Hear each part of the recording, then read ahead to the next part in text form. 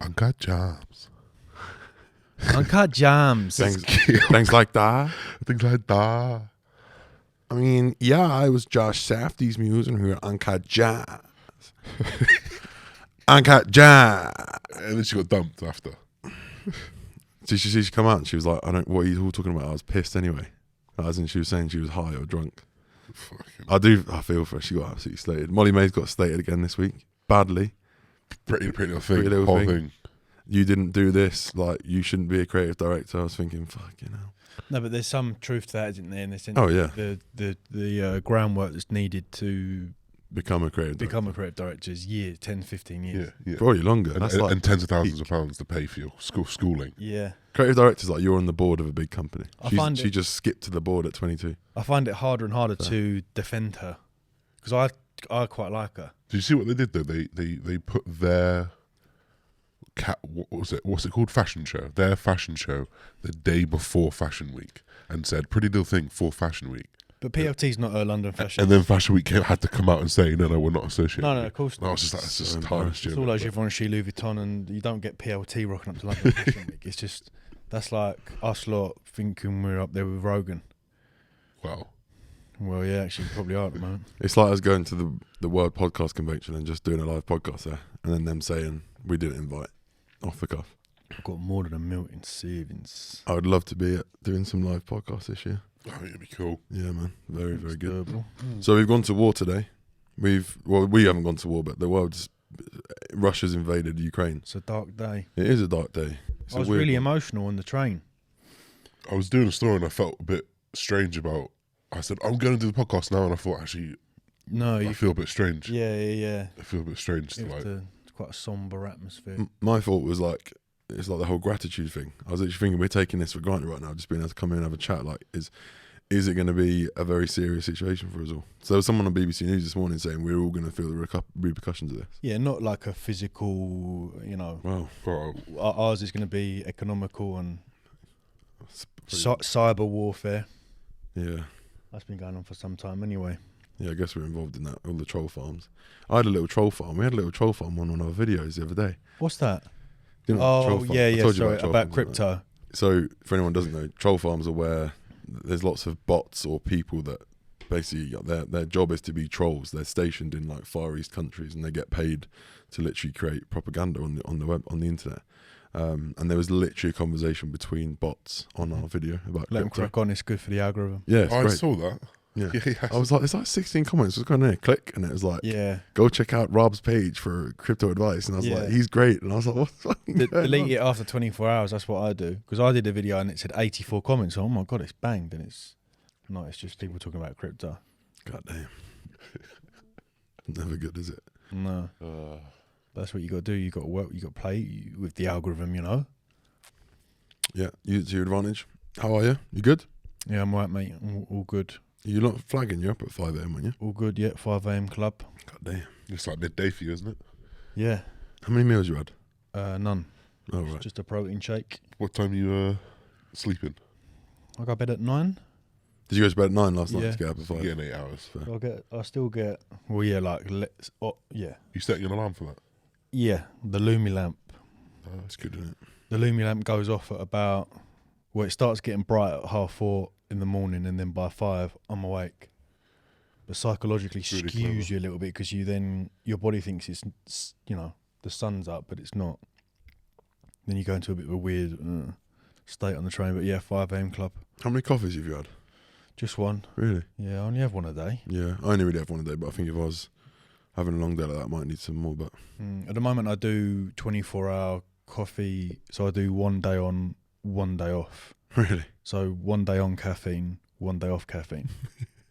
So and my fun. sleep has been so much better. Well, if you look at the half-life of caffeine, we're probably you're almost still like in there. You just pop it off. So I'm using that 24 hour to rinse it, and then on my training days, I'll just use a pump formula. And the last 2 weeks have been good, good. You don't get headaches? No. I did on the first day. But I think that's more of your body. Like I think that's more psychological in the sense that you tell yourself, "Oh my God, I haven't had caffeine," and then all of a sudden you get a stress headache. Yeah, but I have had those headaches prior. I remember doing I used to mirror caffeine breaks with deloads. Yeah. Callum ever used to do that, but then that was brutal because it was like 7 days no caffeine and 3 or 4 of them I was like, Yeah, a dull headache. yeah, all day. was so annoying. I just like the taste of coffee, and decaf's not the same, so It's not, is it? it's never worked. Clients always ask me, they're like, "Do you ever take time off caffeine?" I'm like, "Not really. I don't really think it's worth it." to be No. honest. I'm not a sleeper. I mean, I don't sleep well, but I think that's nothing to do with caffeine. I cut my caffeine off way before I go to bed. I'm like you. I have one at whenever I get up, 6 o'clock, 7 o'clock, and then I don't have any more. I might have a pre, not a heavily stimmed one though. That's about it. No, I'm so sensitive to everything. Oh yeah, you've always been like a half scoop man, haven't you? Yeah. When Ben Esquire came over, when we were talking about it, he was like fascinated. Half scoop Tom. I am half scoop Tom. How are you two boys? Not too bad. Getting ready for the season? Yeah, we're getting hyped.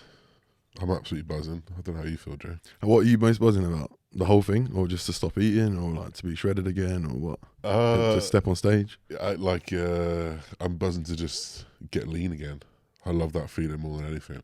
I love the you know that flow state that you get into sometimes when you feel like all your synapses are connecting and every conversation goes right and every joke is funny and every like idea is really good. What prep have you been doing? I think you might be on drugs.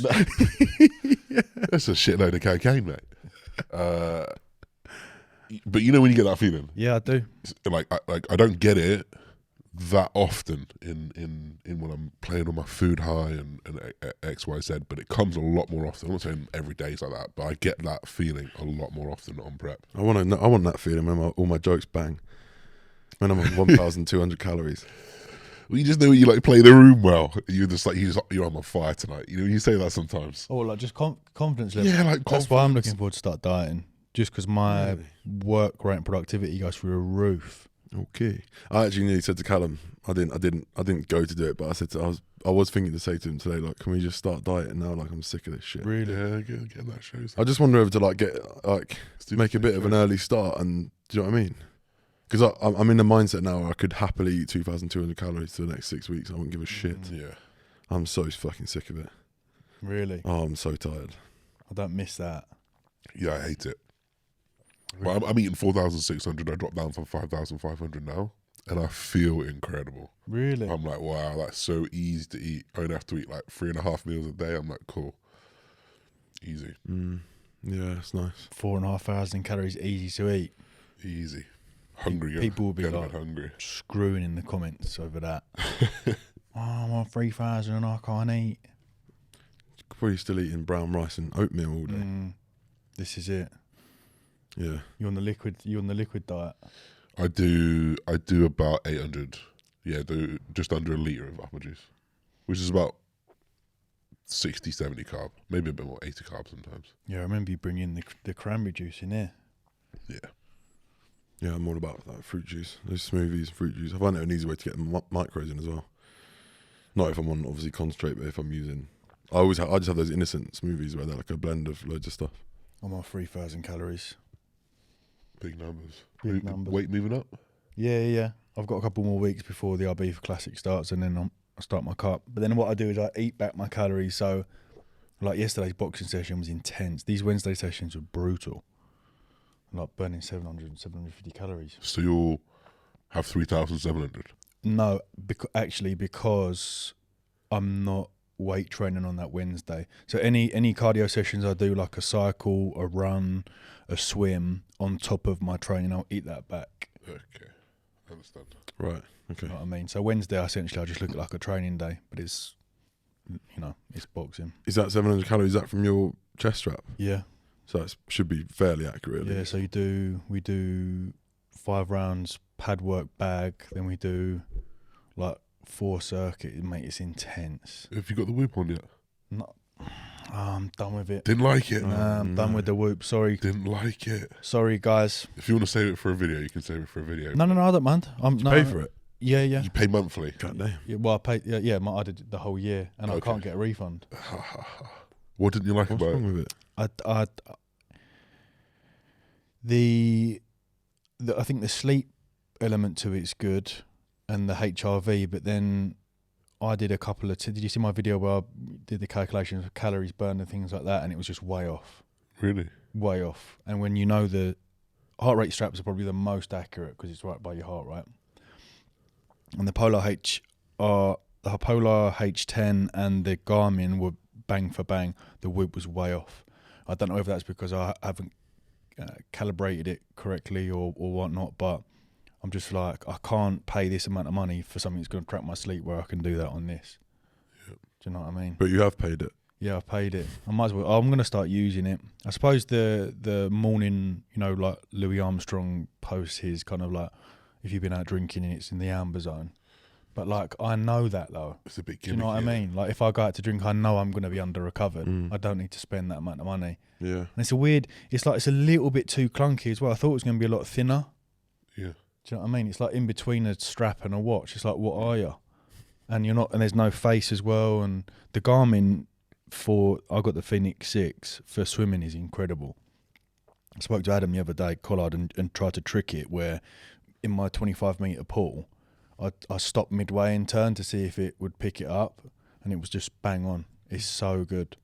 So yeah, I'm Garmin. I'm like Garmin convert. Yeah. Right. Anti-Apple watch. I guess Apple's they're like a jack of all trades, and it's not gimmicky. Yeah. well. Very good. Not gimmicky, actually. No, that's not the right word. But it does. We were talking about yesterday at boxing, like Gem Pop love an Apple. Yeah. That's nice. And this has got like GPS. I think a lot of like In case you get lost. people in the army wear it, which is quite fitting now, I suppose. We'll whack it on. But yeah, no, I'm. The only thing is, if you do kettlebell work, you got to be careful. Because I've already smashed it up. Flip it. That's annoying, isn't I it? feel like I'm in the SAS with this thing on. Yeah, not convinced with the Whoop. Fair enough. Unfortunately, Bit of information there for everyone's the listeners. entitled to their opinion. Obviously, give it a try, but then, yeah, I think you can only get a refund if you get the monthly. And I paid up front. I've emailed them to say, look, I'm not happy. 30 days. Haven't had anything back. How long did you have it? A week, I think. There should be like a cooling off period then, Yeah. as there is with anything. Hopefully. You could buy a car or whatever, yeah. you get 14 days cooling off. Yeah, so. no, I'm not. I don't want to lose out on that No. considerable amount of money. Yeah, you should be alright to get some money back. Cooling off period. We're going to talk about business mentoring today, aren't we? As a trio, we'd like to tackle the topic of business mentoring because I think it's something we're all quite passionate about. I.e., let's slag off business gurus Practically, yeah. By name and birth and address. and social security. National ID. Was it national insurance? Yeah, because it's something we speak about a lot, don't we? In private, but also probably publicly, but not in long form. And I think we're a bit sick of it. I think most people are. You're ruining it. You're ruining it. I think most people are sick of the business guru, not only because of what they kind of represent, but also the confusion when it comes down to who should I be trusting this person? Yeah, absolutely. Like, and a lot of them are now making the tactic that a lot of business gurus are coming at the angle of is like, right, let me make you feel like you're failing. Mm-hmm. So a bit like the Conservatives in the degradation NHS. The only option's the privatisation. The only option's a business guru. And we've been in it long enough now to sit back and go, Because they weren't there when we started. No, I mean they were business mentors, but like not necessarily in our field. They're just for like companies. It was Probably legit ones. Yeah, but- people who've actually done things. yeah, and it was for it was like big brands, whereas like you've got in the smaller guys now that are employing business mentors. Yeah, I think what gets my back up is when I know failure is a large part of like business success, but I think you need to have had a decent track record of some business success to then go away and instruct other people how to make their businesses successful. I think that what's quite nice for us is we've never used one, have we? No. Never. I've been quite a few times. I've been quite a few times because I'm always I'm curious to adopt as many of those elite mindsets that a business person would have. So I've approached people who I thought were like that. Very quickly, you can see through a lot of things. And I think we should actually point out a few things that might help you steer away from the wrong business mentor, because there are a lot of things. And they can be really, really simple. Something simple as he's got 600,000 followers, but he's only getting 500, 300 likes, right? And not very much interaction. That's someone who's bought their followers, which is really important to know. Yeah. You know, I actually spoke to one of those guys. I don't want to say his name. I spoke to him on the phone for about an hour. He proper wrote me in, and I'm obviously the most gullible of the team here. He proper wrote me in. He's like, man, he was like, what are you up to this weekend? I was just like, oh, it's my mum's birthday. He goes, well, trust me, next year your mum's birthday is going to be better. Oh my God, you didn't fall for that, did you? I'd have hung the phone up. No, I didn't fall for it. I immediately cringed, and I was just He was like, Mom, yeah. next year, girl. Yeah, he told me on the phone within 5 minutes. And, you know, he said these actionable points that he actually, if I'm honest, it was helpful on the phone because he pointed out a lot of obviouses, which I wasn't doing. But I ultimately moved away when I realised the price is like $2,000 a month, which is for half of these people. It's expensive, isn't it? Which is why you need that credibility. What have you done?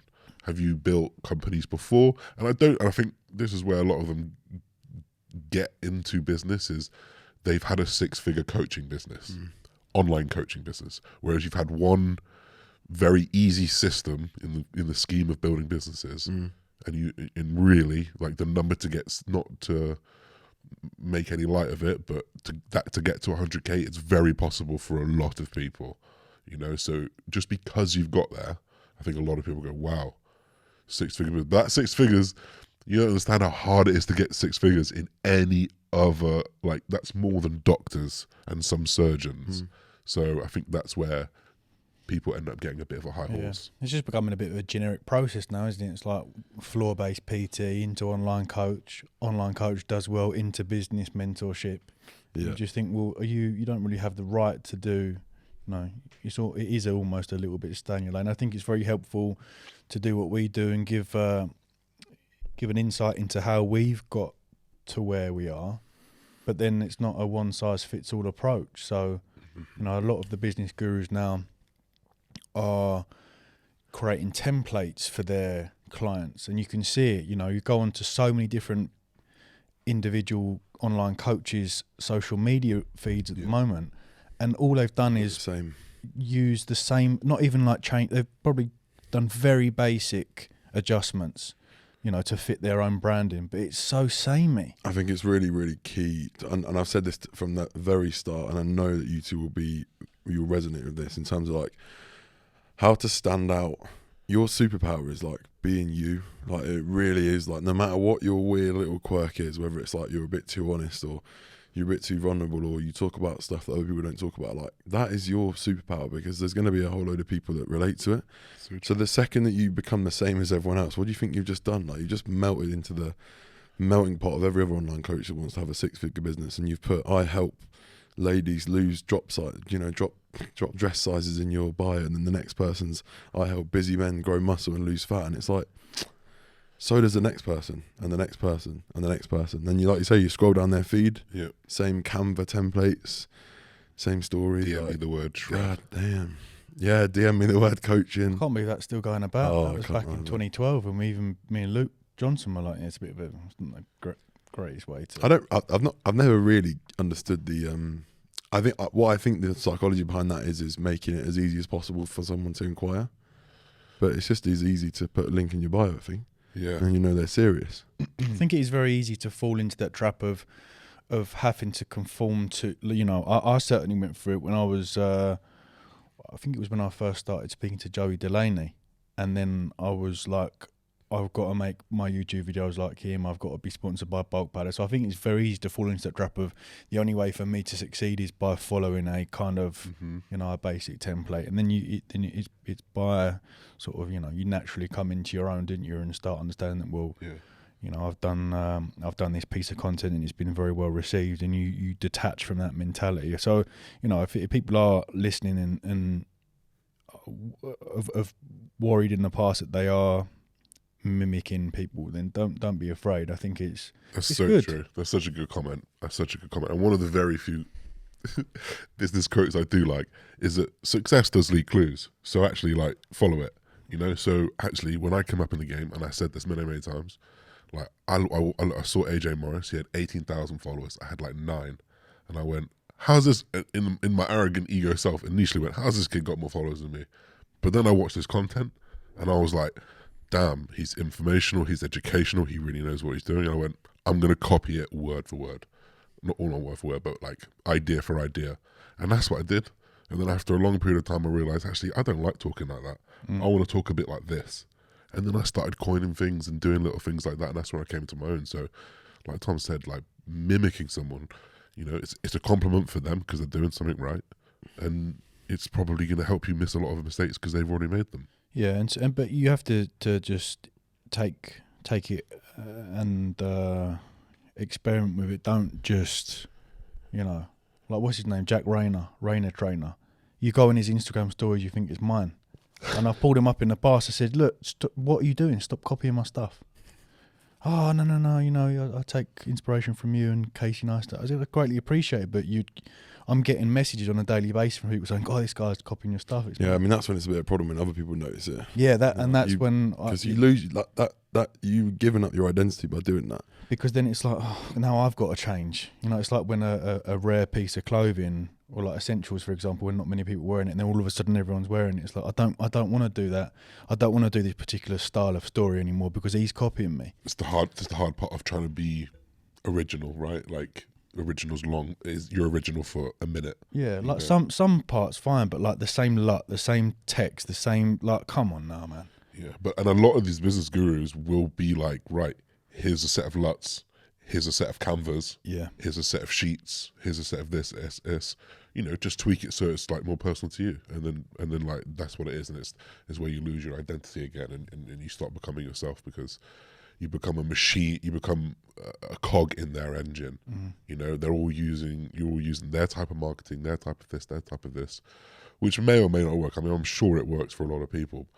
I'm very convinced it's a very wide net for a few nibbles, you know. Yeah, I just don't think it's a service you need to be paying $2,000 a month for if that's what it costs to. I know. I almost have to ask where's these figures come from for the you know. Well, it's because they're effectively selling a dream, aren't they? It's when you go on these people's stories and it's screenshot after screenshot of a client sending them, "Oh, I just made this month."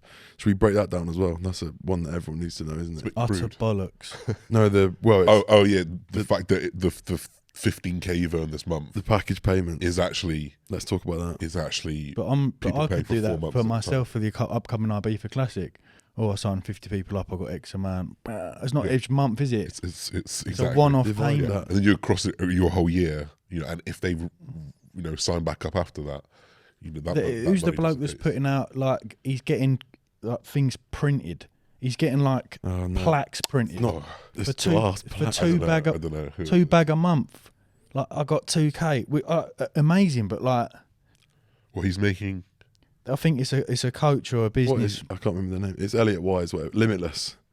Is that the company that does it? I'm sure they're doing great things, but to hand out people plaques to say you've made $2,000 this month, I think is a bit overkill. Honestly, it's great, but like I left John Lewis and I was earning £2,300 a month, you know, before tax. Remember that's before. So if they get a 10k one, is it fine? All the same plaque, same. I still wasn't celebrating when I had 10k a month, but each their own.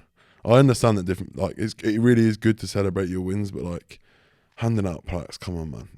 Let's be honest, they're not doing that for the client, are they? Doing that because then it furthers their business in terms of it's a smart move on their behalf. It's a smart business move. Very smart business move on their behalf. Because then someone's posted and gone, look, I'm making 2k a month. Exactly. So I would like to just jump in a bit of devil's advocate, in not the fence, but like I can see that. The people they're casting their net out, the people that they're getting nibbles, the people they're getting in, the value that they're giving them, while may not be worth that, however much they're giving, like they're telling these guys, right, you actually need to be on your stories every day. You know, you need to be posting things that are in a brand. So they are giving them, people who didn't have those tools before, tools. I'll just argue that those tools, one, are self-explanatory, but two, it doesn't take too much to go out and find them yourself. That's the thing. I think the job they're doing is probably just accumulating or acquiring or curating some very basic stuff, which I think we'll go over in this podcast as well, about how we think you can grow any online business actually, but particularly maybe a service-based one in terms of online coaching. But it's just I just find it a bit of a Ponzi scheme. It's a bit of a scam, in my opinion. I agree. I think the number one rule for me, and we had Cal on here, a couple of weeks ago, talking about how to become a successful online coach. And did he once say, go and speak to a business mentor? No, he did not. Put your education first. Put your service first. Like, actually give a shit. Teach yourself to care and teach yourself to deliver a really mind-blowing service. And that will pay for itself. Yeah. And guess what? That doesn't actually cost anything. If you actually just care and you actually try and go above and beyond for your clients, and you sit there and you reflect and think, how can I improve my business? 'Cause that's what I do. It often happens to me in times of, let's say, like slight regression in terms of numbers or whatever. We spoke about it in one of the early podcasts, and I said, my numbers have dropped.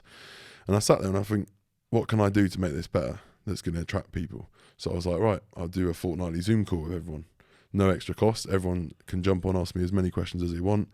Send me some questions beforehand. I'll talk that through, and that just gives clients, like, it's just a better service. Get 25 people jump on. They want to listen, and I record it for everyone else. They get FaceTime with me, which is obviously something they want. They can ask me questions, like, I guess, private ones that maybe I don't answer on Instagram. It's just another level of access, another level of, like, personality and personability to, face-to-face time with my clients. So that's what I do, and no doubt I got that from another coach. I saw someone else doing it. I thought, that's a good idea. I'll do that. And that is it. It's free. We're consuming. We've been consuming over the last 10 years. My attention to detail when it comes to individual drops or the way in which my grid looks on Instagram is a product of the last 8 to 10 years of consuming female influencers, consuming different industries.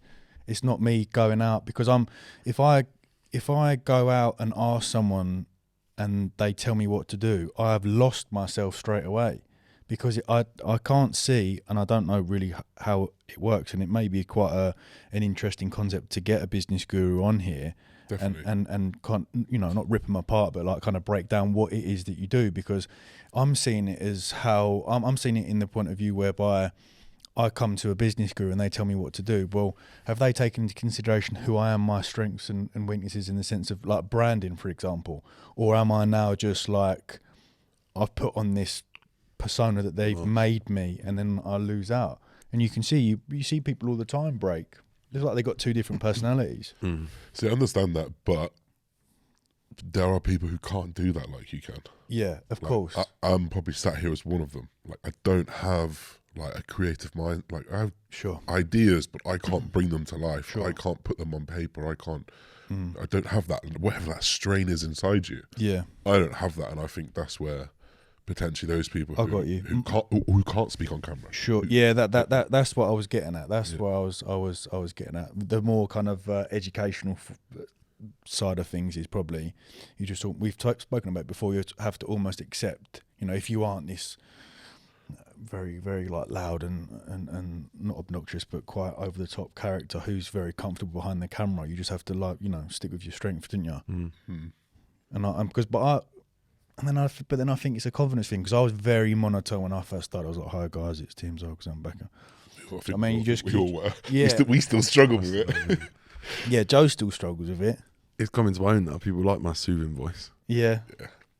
Apparently. Bedtime stories. I remember Gigi saying Joe sends me 30-minute footage of him just sitting talking and I've got to chop it up. He probably has to put the tone up as well. Take the bass out of it. Yeah, it's very bassy, isn't it? Bass. You released a YouTube video. Are you back on YouTube? Yeah.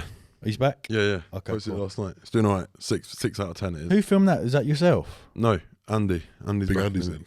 You got YouTube with Respect. So you took Gigi. Now you're taking Andy. Got you. There's no one else in the region, to be honest. It's very true. To look around. Very true. The more for Andy, the better. Though I love Andy. There's never ever going to be an issue with this ever.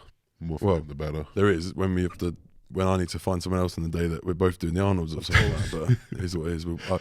In my head, I was like paralysing myself. I was thinking, no, I can't use Andy because at some point me and Josh are going to clash. And I was like, I'll be fine. Probably not going to be for a while. Yeah, so it's gonna be fine, mate.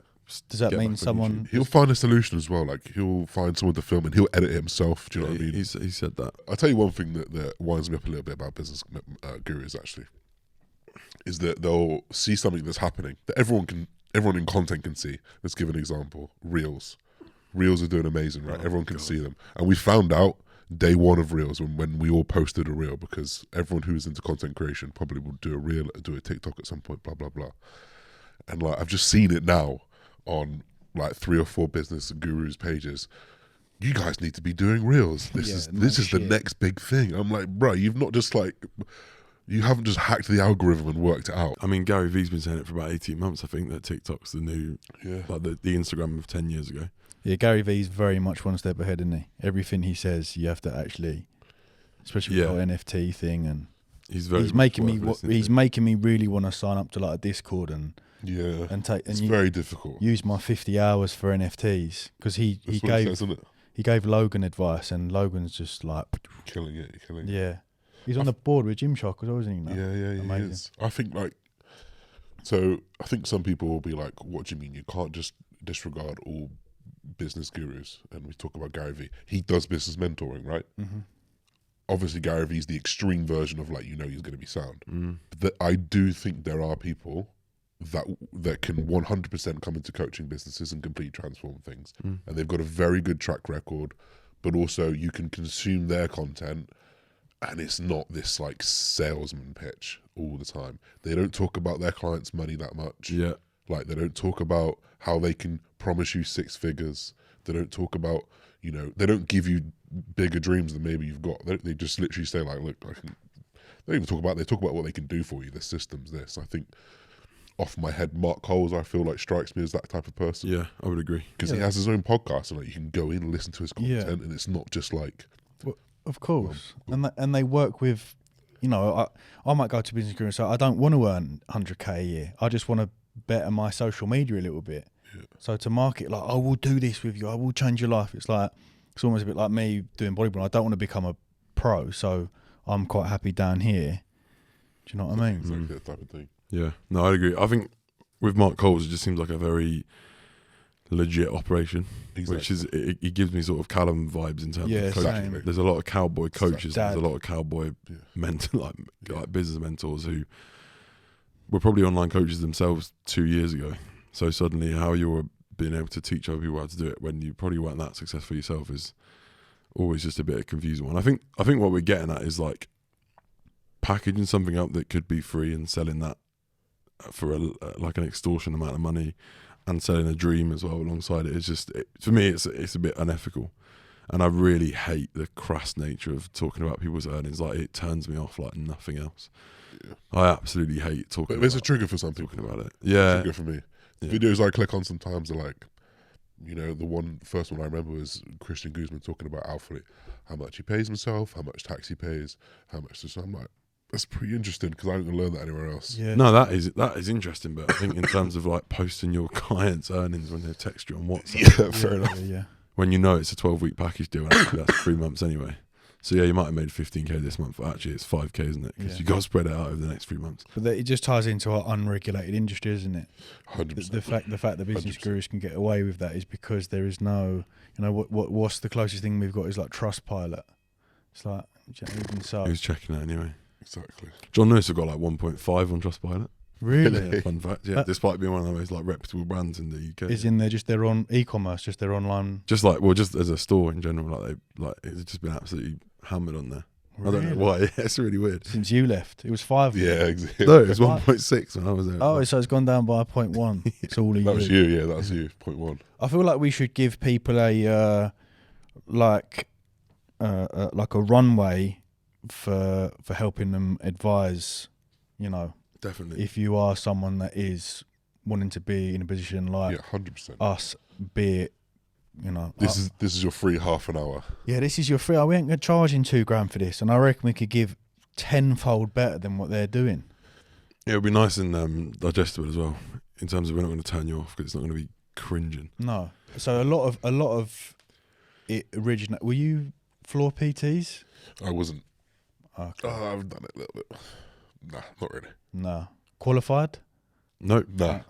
Still not qualified? I don't personal train anyone, so I don't need to be qualified. Very true. I've asked about this a lot, to be fair. It's one of the things that's played in my mind. And it's one thing I can be open about because I don't personal train anyone. Yeah. I train with people. Rarely. Mostly Josh. Do you sign waivers before training together? Yeah. Yeah. Verbal. This leg session's gonna be brutal. Yeah. Well, I did the 1-to-1 floor. You know, I got all my level 2s and level 3s at Lewisham College. Did that for 12 months, but it was always in the back of my mind that I didn't want to do 1-to-1 personal training for any longer than the course. Especially because I saw the success of Luke Johnson, who I see as a bit like a kind of Arsene Wenger figure in the online coaching world. He's very ahead of his time when it came down to that kind of even social media presence as well. Kind of, it was we were really heavily invested into Alan Aragon, who had the research review, and we'd condense bits, and that was the first spark for me to start creating content, was pulling scientific based evidence research from Alan Aragon and digesting it into, I mean, Twitter back in the day was like, how many characters? 140. Yeah, 140. So I was like, right, I need to condense this, you know, study, PubMed study, into. So that was my first taste of social media, and my original brand was before Team Cycles, Brains and Brawn Fitness. Was it? Fucking hell.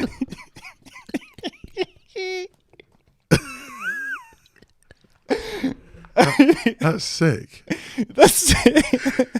It's completely got me that. Brains and Brawn Fitness. Is that? Can we And find that anywhere? Yeah, Yeah, is of it? course. All over. I'll get it up. Is there a logo? Yeah, it was a brain and like that. Brawn. Oh my Of course it god. was. Of course it was. And I looked at that and thought, better than everyone. Do you know what I mean? It was like combining brains, like, because I'm doing evidence-based research, and brawn, because I thought I was heavily into like Bronson and Tom Hardy, and I thought, let me be this kind of like outwardly spoken Cockney guy, but was also a bit smart. So that was my first taste of social media. Decent. Fantastic. That's good. That. So yeah, it was. So a lot of individuals usually come from, and that's quite interesting to speak to you two, because you haven't gone down that route. You've definitely taken very unorthodox routes. Very, yeah, 100%. For sure. very, because a lot of people do floor 1-to-1 personal training and then go. And I feel like that's why a lot of the older people around that age who are doing online coaching now are probably the better ones, because they had to speak person, they had to work on people in person. Yep. Whereas for now, you throw on a cape, you're an online coach. You place third in your regional show, you're an online coach, you know, because the local people look at you, they think you're fucking Superman. And then they go, can you do that for me? You're like, yeah, I did it for me, I can do it for you. Well, you're actually taking people's health and life into your hands. And I don't think they realise the severity of that.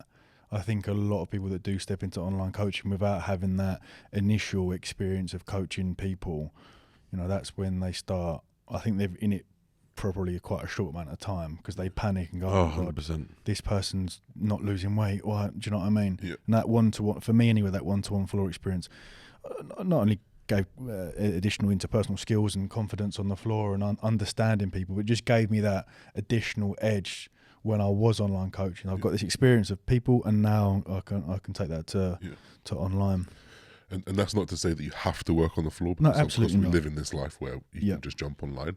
But it shows the importance of, like, for Tom being on the floor, that's an educational experience. So you have to go out and work on that education. You can't just blag it. If you don't know this stuff inside out, how do you expect to speak to someone confidently and represent them as a coach, and, you know, to help them reach their passion, their goals?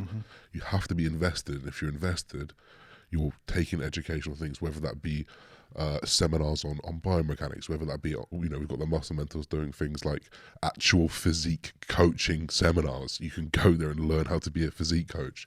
There's no excuse with the abundance of YouTube information, the likes of all three of us putting out educational content for close to a decade now.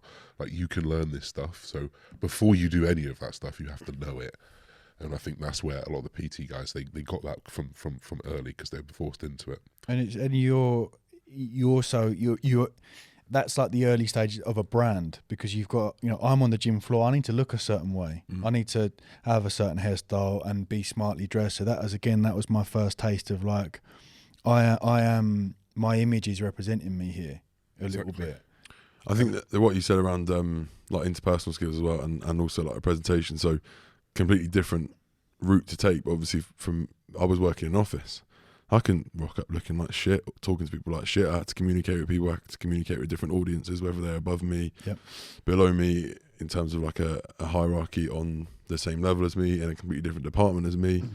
It's all building that interpersonal experience and learning how to deal with people socially, which obviously you need as like an online coach. Like Cal sat here a couple of weeks ago and spoke almost primarily about empathy and being a people's person and understanding how to communicate with different audiences. That was a really big thing as well. Like Exactly. completely kind of fine tuning how you speak to someone based on maybe the information you're delivering or who they are or what level they're at, and that's all the stuff that you hear from, I think, like the right sources in terms of business mentoring or PT coaching. I actually kind of hate business mentoring. It's more the like Ben Hawkes of coaching practice. It's kind of an all encompassing service. I think like if I have any clients that come to me and say I want to become a PT or an online coach, and I say go to Ben because he will teach you the business stuff with no bullshit, but also the PT stuff. Like he will teach you about the stuff you need to know and how to deliver a service, not how to grow a business. Yep. And I think that's the really so important part. That's such an important difference. Yeah. I've always said that.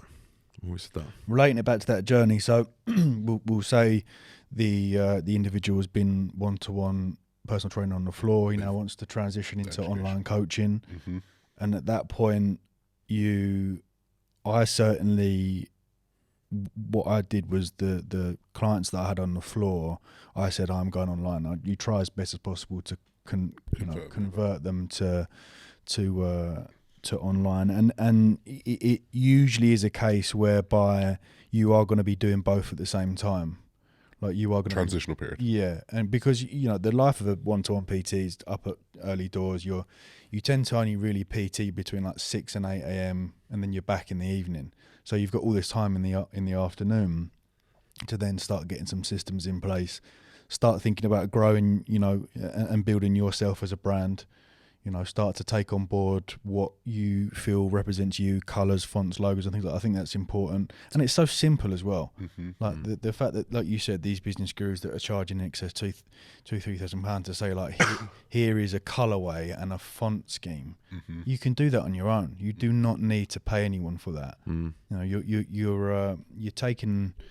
You are consuming that all the time. You know what looks good and what doesn't, and it's these times whereby you can experiment. Like we did it with Off the Cuff. I weren't happy with the fonts and stuff. Exactly. Do you know what I mean? There's nothing wrong with that. There's nothing wrong with rebranding on a kind of continual basis. Obviously, 100%. don't do it every month. I'm just saying the early portion, you are always going to have teething problems and want to change some certain things, like the colours here, the purple I didn't really like, the fonts I didn't really like, and now it looks a little bit sharper, a little bit cleaner. Remember, there is people everywhere that can help you with this stuff. So like my logo, for example, I just had a bit of an idea, a very, very vague one. I was like, I think I want like some sort of drawn or sketch picture of myself alongside my name, alongside Team Brightman or whatever. I'd sort of corned that tornado thing. With that, I went to someone. I said, I quite like scribbly font. Don't want it to look too neat. Can you come up with something? And then they come up with something. And I mean, I went a quite expensive route just because one of my clients is a graphic designer. But you can go to Fiverr. Yeah, Fiverr. We use Fiverr for our logo. Off the cuff. Gigi just asked me that today. What is it, a tenner? We paid about 20 quid because we wanted a few extra things on it. I did when I was doing Twitch, I did all my stream stuff from Fiverr. And that looks fucking sick as well. Yeah. Like, I mean, that's Fiverr.com, by the way, guys. We're not endorsed, but Fiverr.com. And that does take that quite large element of stress away. Yeah, because there's someone who's done this time and time and time again with reviews. Yeah, that you can of check course. out. And that's the good thing about Fiverr is that you will have, it's up to you how you want to view it, but I tend to go like drop down, highest rated, whatever. Same thing. 4.5, 5 stars, and then you can go back and forth with them, almost treat them as a brand guru. And you can see what work they have, what they've done, haven't you? It's a bit like a tattoo artist. You can see what their speciality is. So there you go. Rather than £2,000, there's a tenner. Sort your logo out, and then I guess what's next? I think we touched on how for example, John Lewis on the PT, like you built those interpersonal skills and you got to learn how to talk to different people. Well, your medium is going to be Instagram. It's going to be social media. That is going to be your interpersonal skills. So how you can come across on those websites, on those social media platforms, is going to be a huge impact to the type of people that you attract. So the one thing that I always try to do is granted, not everyone can do it like this, but I try and just write how I speak so they can really understand how I'm talking. when I'm typing a caption, because I'm also going to reinforce that with stories and putting myself on that camera and talking, a certain way. You talk about things you talk about things that you've done, you talk about things that you can do for you.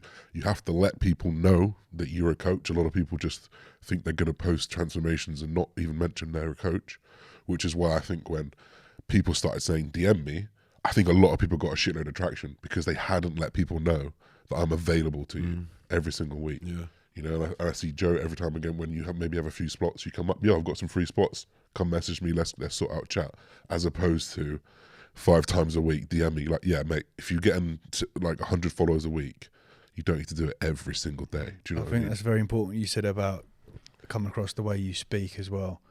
I think we're in this era now whereby people see the success of the almost over arrogant likes of McGregor and try and replicate and imitate him. And it's like, right, well, 100%. You're not going to get clients by acting like a see you next Tuesday, unfortunately. And this language and terminology of people that they're not doing very well, but I asked you what the word was the other day, didn't I? Hyperbole, yeah. So it's like this. You almost, if you were to just siphon off their caption, you think, oh my God, this person's got 100k for. Yeah. Oh, he's got nothing. Why are you speaking like that for? Just be very careful. You've got to look at it as the way of like, you are a business at the end of the day. You are an online coach. If you're constantly putting up photos of you out drinking or whatnot, obviously we talk about balance all the time, but there's even for me, I have to sometimes go, have I posted a bit too much of me drinking wine at home? Is that going to deter people from hiring me as their online coach? But in fact, it's the opposite. They're like, 100% balance. I can look you can look, yeah. It's really important though. I think it's a really, really important point. There's a fine balance, or there has to be a fine balance between like, I'm a brand now. Yeah. I can't just post like what I want. I actually saw when it was Cuba. Cuba did a question time the other day, and he got a question saying, my coach is always out drinking. Should I stay with him? Yeah, well, there you go. People are thinking about it. Well, if you've asked yourself that question, you're probably not going to bother, are you? No. So it's like you say, you sort of attract. It's that law of attraction in terms of who is your ideal client now. Like yours is going to be not very, very different to mine, and Josh's again, Callum's again. But I think there is you need to hold yourself to some level of professionalism. That has been probably my biggest strength. I think from growing my business is that I came from a corporate and professional background, and I just took that into online coaching. I didn't see a morsel of it in the game. I saw people typing out diet plans on WhatsApp. I saw WhatsApp responses. The shitty logos. People still. I saw spelling mistakes, everything, and I was just like, "This is not professional business. Like, you look like an idiot." And I mean, there's still some people do that, and they're still successful, and that's great. But like, that was never going to be me. So that was always my sort of pull, I guess, in the industry. I tried to create something that looked a bit different and looked a bit more polished. And that means I'm not going to be talking about my whole life on Instagram all the time. It's a fine line, isn't it? Because there's also an element of relatability. Absolutely. By if I'm in the bath looking at face creams, having a glass of white wine, people go, I don't know we talk about that. Yeah, I do that as well. Yeah, whereas if it's just constant, like a barrage of like education, it's like, well, can I really relate to this person? Who I need to know? You need to be a person. You have to almost tick. It's a juggling act, mate. It is hard, and it takes a long time, and it doesn't take a crash course from a business guru to teach you that sort of stuff. No. It is all on you for a long, long time. I mean, we're still 10 years into it. I'm still finding out new things that work every day. It's only recently that I've started doing consult calls for a challenge. And I'm like, why didn't I do this before? And I was a little bit naive and arrogant and thought, well, my stature and my status, I'm just going to get clients anyway, which is you get to a position whereby it is the case. We've got a large following. We don't necessarily have to pump too much marketing in the fact we're online coaches, For sure. So, which I think when people compare that, they go, fuck, I need to DM me every day. I need a new client every day. Well, you know what? Sometimes actually a really good source of keeping your revenue is keeping your clients and actually doubling down on the clients that you have got, making sure they're okay, rather than constantly saying that you've got spaces or DM me. Make sure that your guys at home are taken care of as well. I think that should come before everything. Like your systems and everything before you're an online coach should be in place before it translates onto Instagram. Just onto content. just to like make sure, I think some real basics I wanted to cover on that, because there'll be still so many things that people aren't doing. So I guess these would be the number one things that I would say Josh over here is king of fucking consistency. Show up, like if you can't show up every day in your story. Make sure your story never runs out. Like, I think that's so important, because if I do, I see my views drop. I'm no longer front of mind. The whole premise behind marketing at its barest bones is just to be at front of mind for people. When they think online coach, they need to think about your name, or you need to be one in a pot of names. So always have your story, and always try and deliver some value. And remember, value doesn't always have to be information. It can be entertainment, which obviously Tom's great at. Or it can be inspiration, which is maybe a physique picture, or like, I don't know, in my case, maybe like outfits and stuff that people, I get a lot of engagement and stuff like that. And then obviously the final one would be information. So try and sprinkle a bit of that in, because you want to let people know what you know and what you're good at. In terms of stories, would you say anything else?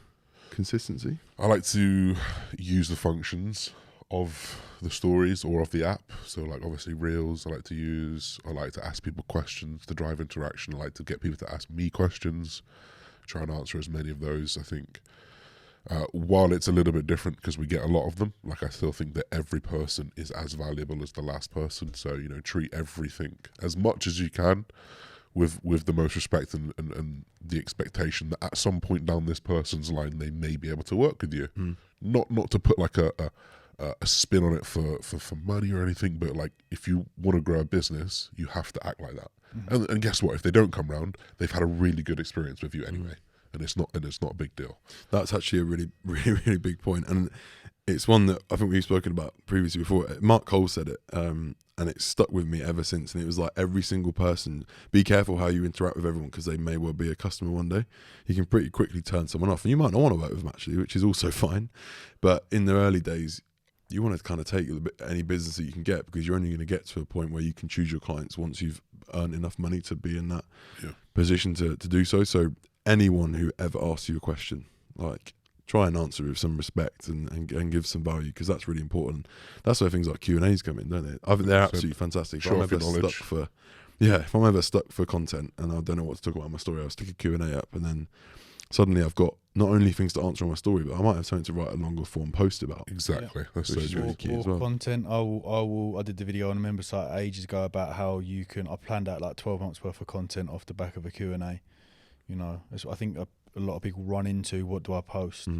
What do I post? And if you are someone that struggles with like what to post, there's so many good Instagram accounts out there that give like a template of what, like, ideas, you know, about me is a good one, things like that, like about me, training updates, things like that. I think it's hard, because I think a lot of people will be listening to this and be like, oh my God, I'm overwhelmed. I feel overwhelmed. I don't know what to do. Yeah.